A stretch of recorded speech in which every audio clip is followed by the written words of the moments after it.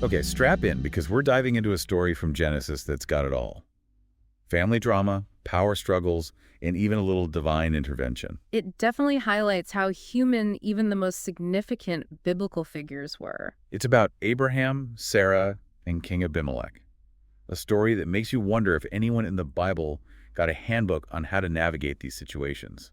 The story really digs into themes of faith, deception, and the surprising consequences that can unravel from even the most well-intentioned fibs. And that's what makes it so fascinating, right?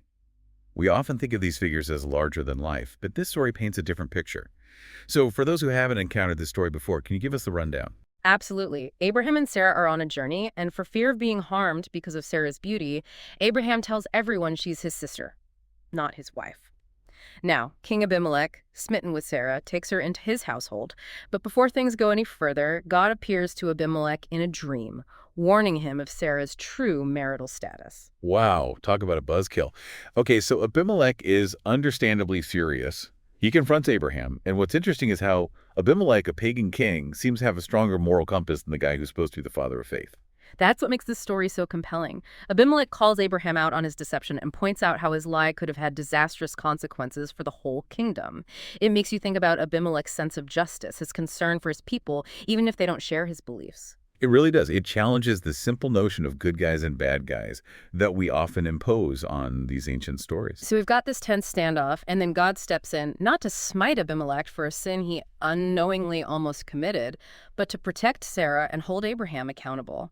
It's a fascinating look at God's character, isn't it? Absolutely. It reminds us that God is actively involved, even in messy situations. And it's interesting that he chooses to communicate directly with Abimelech, a non-believer, emphasizing the universality of truth and the potential consequences of deception, regardless of your faith. This story has so many layers. It makes you wonder, what was going through Abraham's mind? I mean, claiming Sarah is his sister not once but twice. Was he really that afraid, or was there something else at play? It's a good question. Was it purely about physical safety? Or was there a deeper fear, maybe a fear of his legacy, of God's promise failing if he were killed? Did he doubt God's ability to protect him, to ensure that the covenant would continue even if he died? See, this is what makes this deep dive so interesting.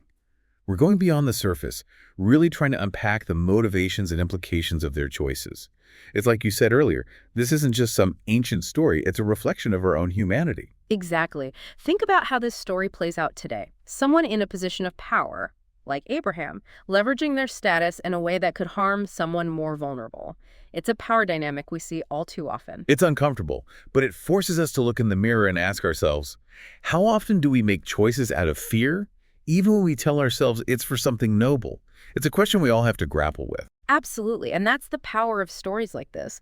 They hold up a mirror to our own lives, to our own complexities. And in the end, Abimelech is healed, Sarah is able to bear children, highlighting this ripple effect of actions, intended or not. That's a sobering thought, right?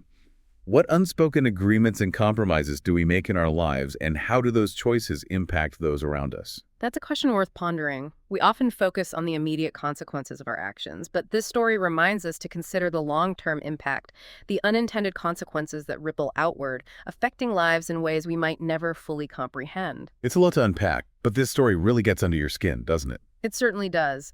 It's a story that invites us to wrestle with difficult questions, to confront our own capacity for both good and bad, and ultimately to strive for a life marked by integrity, even in the face of fear. Beautifully put. Thanks for taking this deep dive with us.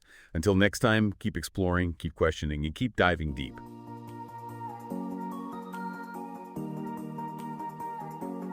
Thank you for spending this time with us. Toby, Eleanor, and our team of researchers are working hard to produce more episodes. If you value what we're doing here, please consider subscribing and sharing the word.